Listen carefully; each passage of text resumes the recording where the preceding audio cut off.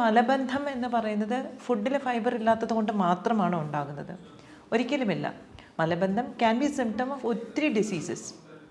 പക്ഷെ ഞാൻ ഇന്നിവിടെ നിങ്ങളായിട്ട് ഷെയർ ചെയ്യാൻ പോകുന്നത് നമ്മുടെ നമ്മൾ കോമൺ ആയിട്ട് പല രീതിയിൽ നമ്മൾ ഫൈബർ കൊടുക്കുന്നു, ആളുടെ മലബന്ധം മാറുന്നില്ല, അതുകൊണ്ടുണ്ടാകുന്നൊരു ഡിസ്ട്രെസ് വളരെ അധികം തന്നെയാണ്. ശരിക്കും പറഞ്ഞാൽ ഒരു നല്ലൊരു പ്രതിവിധി എന്താണെന്ന് വെച്ചാൽ ഇത് ഇത്രയും തന്നെ ഉൾപ്പെടുത്തി കഴിഞ്ഞിട്ടുണ്ടെങ്കിൽ കുറേയൊക്കെ നമുക്ക് ഈ ലോസ്റ്റ് ആയിട്ടുള്ള ഡൈജസ്റ്റീവ് ബാക്ടീരിയനെ നമുക്ക് റീപ്ലനിഷ് ചെയ്യാനായിട്ട് സാധിക്കും.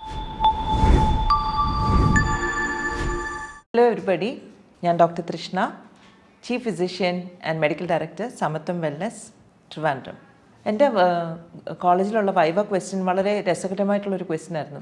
ഞങ്ങൾക്ക് വന്നിരുന്ന എക്സ്റ്റേണൽ എക്സാമിനർ ചോദിച്ച ഒരേ ഒരു ക്വസ്റ്റ്യനേ ഉള്ളൂ, ഏറ്റവും കൂടുതൽ കോൺസ്റ്റിപ്പേഷൻ ഏതൊരു കാറ്റഗറി ഓഫ് പീപ്പിളിലാണ് കണ്ടുവരുന്നതെന്ന്.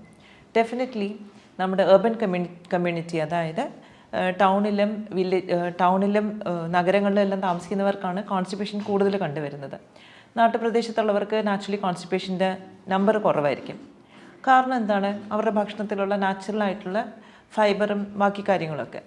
പക്ഷേ ഇത് കുറേ വർഷം, ഒരു 10-15 വർഷം മുമ്പേ ഉള്ള ഒരു ഇൻഫർമേഷനായിരുന്നു. ഫൈബർ നമ്മുടെ ഭക്ഷണത്തിൽ കുറയുന്നു, അതുകൊണ്ട് നമുക്ക് കോൺസ്റ്റിപ്പേഷൻ വരുന്നു എന്ന്. അതുകൊണ്ട് തന്നെ ഒരുപാട് ഫൈബർ റിച്ച് ഫുഡ് കഴിക്കാൻ തുടങ്ങി. കുറേ പേര് ഇസബ്ഗോൾ അല്ലെങ്കിൽ ഫൈബർ ആയിട്ട് തന്നെ ഡയറ്ററി സപ്ലിമെൻ്റ് ഒക്കെ എടുക്കാൻ തുടങ്ങി. ഡെഫിനറ്റ്ലി കുറേ പേർക്കെങ്കിലും കോൺസ്റ്റിപ്പേഷൻ ഇത് വളരെ ഇഫക്റ്റീവായിട്ട് തോന്നിക്കാണും. പക്ഷേ മലബന്ധം എന്ന് പറയുന്നത് ഫുഡിൽ ഫൈബർ ഇല്ലാത്തത് കൊണ്ട് മാത്രമാണോ ഉണ്ടാകുന്നത്? ഒരിക്കലുമില്ല. മലബന്ധം ക്യാൻ ബി സിംറ്റം ഓഫ് ഒത്തിരി ഡിസീസസ്.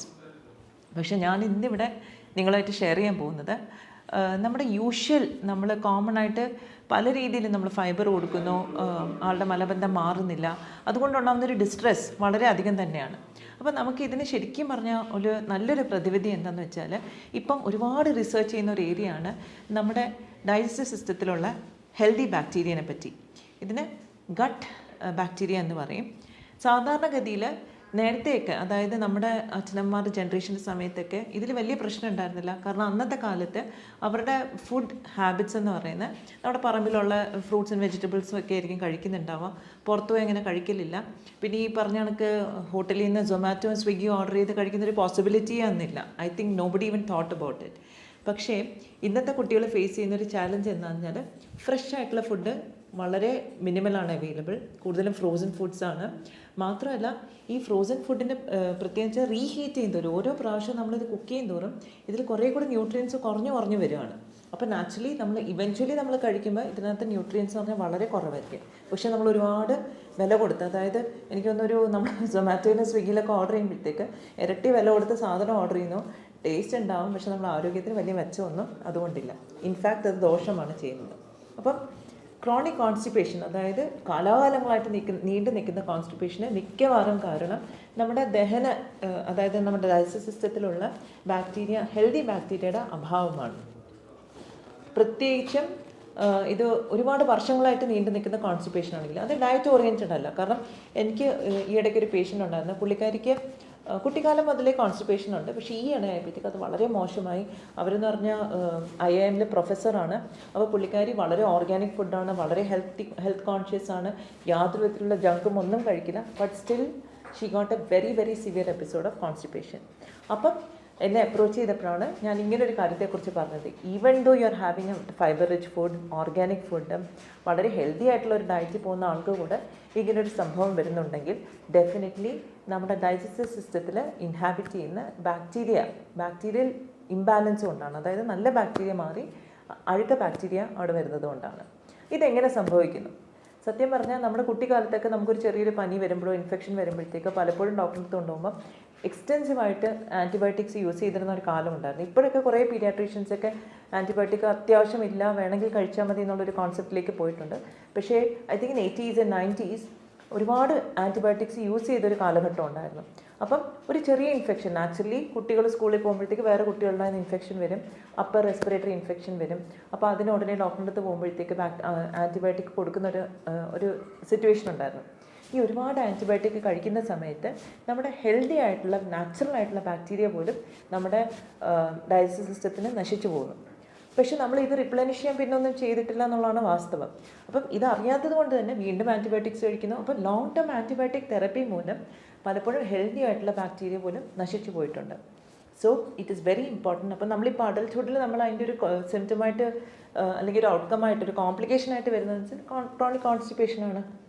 അപ്പോൾ അതിനെ നമ്മൾ മാറ്റണമെങ്കിൽ ഡെഫിനറ്റായിട്ട് നമ്മുടെ ഡൈജസ്റ്റീവ് സിസ്റ്റത്തിലുള്ള ഹെൽത്തി ബാക്ടീരിയനെ നമ്മൾ പ്രൊമോട്ട് ചെയ്യണം. അത് എഗെയിൻ എല്ലാവർക്കും സെയിം ആകണമെന്നില്ല. ഇൻഫാക്റ്റ് ഇപ്പോൾ റിസർച്ച് പറയുന്നത് തന്നെ ഒരാളുടെ സ്വഭാവത്തെ പോലും ആ ബാക്ടീരിയയ്ക്ക് ഇൻഫ്ലുവൻസ് ചെയ്യാൻ സാധിക്കും. കാരണം തലച്ചോറിലുണ്ടാകുന്ന ന്യൂറോ ട്രാൻസ്മിറ്റേഴ്സ് കെമിക്കൽസ് നമ്മുടെ ഗട്ടിനകത്തും നമ്മുടെ ഡൈജസ്റ്റീവ് സിസ്റ്റത്തിനകത്തും ഉണ്ടാക്കുന്നുണ്ട്. അതുകൊണ്ടാണ് നമ്മുടെ ബിഹേവിയർ ഇതുപോലെ ചില രീതിയിലൊക്കെ ആകുന്നതെന്നുള്ളൊരു കോൺസെപ്റ്റിലേക്ക് കൂടെ വരുന്നുണ്ട്. അപ്പം ഞാൻ പറഞ്ഞു എന്താണെന്ന് വെച്ചാൽ അത്രയ്ക്ക് ഇമ്പോർട്ടൻ്റ് ആണ് ഈ ബാക്ടീരിയ, ഹെൽത്തി ബാക്ടീരിയ നമ്മുടെ ഇൻറ്റസ്റ്റൈനകത്ത്, നമ്മുടെ സ്മോൾ ഇൻറ്റസ്റ്റൈനകത്തും ലാർജ് ഇൻറ്റസ്റ്റൈനകത്തും എല്ലാം ഉണ്ടാവേണ്ടത്. അപ്പം അതുകൊണ്ട് തന്നെ നമ്മൾ ഏതൊരു ക്രോണിക് കോൺസ്റ്റിപ്പേഷൻ്റെ കേസ് കണ്ടാലും തീർച്ചയായിട്ടും നമ്മൾ fibre rich food, all that is good. നമ്മൾ ഹെൽത്തി ഫുഡ് തന്നെ കഴിക്കണം. Vegetable, fruits, everything should be included in diet. പക്ഷേ നമ്മുടെ ഈ ഒരു ഹെൽത്തി ബാക്ടീരിയയുടെ ഒരു കാര്യം കൂടെ നമ്മൾ ശ്രദ്ധിക്കാനുണ്ട്. അപ്പോൾ അതിനെ what can we start with? നമുക്ക് ചിലപ്പം കമേഴ്ഷ്യലായിട്ടുള്ളൊരു ബാക്ടീരിയൽ കൾച്ചർ ആയിരിക്കില്ല. We can just start with തൈര്. നമ്മുടെ വീട്ടിലുണ്ടാകുന്ന തൈര് തന്നെ നമ്മൾ ധാരാളം കൺസ്യൂം ചെയ്യാം. അപ്പോൾ അതിലുള്ളൊരു പ്രശ്നം വരുന്നതെന്ന് വെച്ചാൽ നമ്മുടെ കാലാവസ്ഥ അനുസരിച്ച് ചില ആൾക്കാർക്ക് അലർജി, ചുമ വരും, ജലദോഷം വരും, ശ്വാസമുട്ടലുണ്ടാവും. അപ്പോൾ അങ്ങനെയുള്ളവർക്കൊക്കെ തൈര് കഴിക്കാൻ പറ്റുമോ? അത് തണുപ്പിക്കില്ലേ എന്നൊക്കെ ഉള്ളൊരു ക്വസ്റ്റ്യൻ വന്നേക്കാം. നമുക്ക് സമ്മർ മന്ത്സിൽ, അതായത് നമ്മുടെ നല്ല ചൂടുള്ള നമുക്ക് കുറേ കാലമുണ്ട്. ഇപ്പോൾ എനിക്ക് തോന്നുന്നു കർക്കിടക കഴിഞ്ഞാൽ തന്നെ ഭയങ്കര ചൂടായി. അപ്പം എപ്പോഴാണോ the climate is warm, every day you have തൈര്. അത് പുളിപ്പിക്കാത്ത നല്ല ഫ്രഷ്ലി സെറ്റായ തൈര് നമ്മൾ ഡെഫിനറ്റ്ലി നമ്മുടെ ഡയറ്റിൽ ഇൻക്ലൂഡ് ചെയ്യണം. തൈര് ചൂടാക്കി കഴിയുമ്പോൾ നാച്ചുറലി അതിൻ്റെ കുറേ ബാക്ടീരിയ എങ്കിലും നശിച്ചു പോകും. പിന്നെ ഇനിയിപ്പോൾ തൈര് കഴിക്കാൻ ബുദ്ധിമുട്ടുള്ളവർക്കാണെങ്കിൽ അതൊരു മോരിൻ്റെ രൂപത്തിൽ, പച്ചമോരിൻ്റെ രൂപത്തിൽ കഴിക്കാം. അപ്പോൾ അതും ധാരാളം ഡയറ്റിൽ നമ്മൾ ഇൻക്ലൂഡ് ചെയ്യണം. അപ്പോൾ രാവിലെ, ഉച്ചയ്ക്ക്, വൈകുന്നേരം 2-3 തവണയൊക്കെ ആയിട്ട് കഴിക്കാം. പക്ഷേ ഇതിൽ ശ്രദ്ധിക്കേണ്ട കാര്യം എന്ന് വെച്ചാൽ ഒരുപാട് ഉപ്പൊന്നും ഇടരുത്. കാരണം ഉപ്പിട്ട് കഴിഞ്ഞാൽ നമുക്ക് പിന്നെ അത് ഒരു ഹൈപ്പർ ടെൻഷനിലേക്കും അങ്ങനെയൊക്കെ പോകാൻ ചാൻസ് ഉണ്ട്.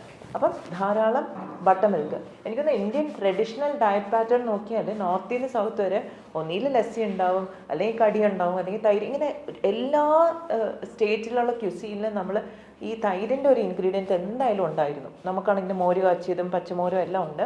അപ്പോൾ അതിൻ്റെ മാക്സിമം ബെനിഫിറ്റ് നമ്മൾ യൂട്ടിലൈസ് ചെയ്യണം. ഇന്ന് പാശ്ചാത്യരാണ് നമ്മുടെ തൈരിൽ ഇതുണ്ട്, അല്ലെങ്കിൽ മഞ്ഞളിൽ ഇതുണ്ടെന്നൊക്കെ പറഞ്ഞിട്ട് അവർ പേറ്റൻറ്റ് എടുക്കുന്നു. പക്ഷെ നമ്മുടെ തനതായ ഇൻഗ്രീഡിയൻസ് ഉപയോഗിച്ച് തനതായ രീതിയിൽ ഭക്ഷണം നമ്മൾ പ്രത്യേകം ഉപയോഗിക്കാനായിട്ട് ശ്രദ്ധിക്കണം. അപ്പം ഡെഫിനറ്റ്ലി തൈര് ഡയറ്റിൽ ഇൻക്ലൂഡ് ചെയ്യുക, മോര്, പച്ചമോര് ഇൻക്ലൂഡ് ചെയ്യുക. പിന്നെ വളരെ എളുപ്പത്തിൽ നമുക്ക് ചെയ്യാൻ പറ്റുന്ന വേറെ കാര്യമുണ്ട്. ഈ പിക്കിൾഡ് വെജിറ്റബിൾസ് എന്ന് പറയും, സോർക്രോട്ട് എന്നൊക്കെ പറയും. നമ്മുടെ യൂറോപ്യൻ കൺട്രീസിൽ അവർ എക്സ്റ്റെൻസീവായിട്ട് യൂസ് ചെയ്യുന്നതാണ് ഒരു കോമ്പിനേഷൻ. അപ്പോൾ ഈ സോർക്രോട്ട് എന്ന് പറഞ്ഞാൽ നമ്മൾ എന്താണ് ഉപ്പിലിട്ട മാങ്ങ പോലെയൊക്കെയുള്ളൊരു പുളിപ്പിച്ച് അല്ലെ സ്ലൈറ്റ്ലി ഫെർമെൻറ്റ് ചെയ്യുന്ന വെജിറ്റബിൾസ് ആണ്. എനിക്ക് തോന്നുന്നത് നോർത്ത് കേരള ഭാഗത്തൊക്കെ ഇത് വളരെ പോപ്പുലറാണ്. പക്ഷേ അതിൽ നമ്മൾ ശ്രദ്ധിക്കേണ്ടത് ഉപ്പിൻ്റെ അളവ് ഒരുപാട് ഉണ്ടാവാൻ പാടില്ല. But otherwise if it's fermented it is good. Cabbages can be fermented, that is also very good. അപ്പോൾ ഏത് വെജിറ്റബിളും നമുക്ക് ശരിക്കും പറഞ്ഞാൽ ഫെർമെൻറ്റ് ചെയ്ത് കഴിക്കാം. അപ്പം അത് നമ്മുടെ ഡൈജഷനെ ഹെൽപ്പ് ചെയ്യും. അപ്പം ഫെർമെൻറ്റഡ് ഫുഡ്സ് കുറച്ച് നമ്മുടെ ഡയറ്റിൽ ഉൾപ്പെടുത്തുക. തൈര്, ബട്ടർ മിൽക്ക്, അതായത് പച്ചമോര്, ഇത് ഇത്രയും തന്നെ ഉൾപ്പെടുത്തി കഴിഞ്ഞിട്ടുണ്ടെങ്കിൽ കുറേയൊക്കെ നമുക്ക് ഈ ലോസ്റ്റ് ആയിട്ടുള്ള ഡൈജസ്റ്റീവ് ബാക്ടീരിയനെ നമുക്ക് റീപ്ലനിഷ് ചെയ്യാനായിട്ട് സാധിക്കും. പിന്നെ ചില ആൾക്കാർക്ക് സ്പെസിഫിക് ആയിട്ടുള്ള ഹെൽത്ത് കണ്ടീഷൻസ് ഉണ്ട്, അൾസറേറ്റീവ് കൊളൈറ്റിസ് അല്ലെങ്കിൽ ഇറിറ്റബിൾ ബവൽ സിൻഡ്രോം, അതിലൊക്കെ വരുന്ന കോൺസ്റ്റിപ്പേഷൻ ആണെങ്കിൽ അതുപോലെ തന്നെ ട്രീറ്റ് ചെയ്യണം. കാരണം അത് അണ്ടർലൈൻ ഒരുപാട് പെത്തോളജീസ് ഉള്ളൊരു കണ്ടീഷനാണ്. അപ്പോൾ അതിൻ്റെ രീതിക്ക് തന്നെ മുറയിൽ തന്നെ നമ്മളത് കണ്ടുപിടിച്ചിട്ട് അത് ട്രീറ്റ് ചെയ്യണം. അപ്പം ഡെഫിനറ്റായിട്ടും എല്ലാവരും ഈ പറഞ്ഞ കാര്യങ്ങൾ ഡയറ്റിൽ ഇൻക്ലൂഡ് ചെയ്യുക. Very simple, which we can do it at home. And നമ്മുടെ ഡയറ്റും നമ്മുടെ ഹെൽത്തും എല്ലാം ഇമ്പ്രൂവ് ആവട്ടെ. Thank you very much.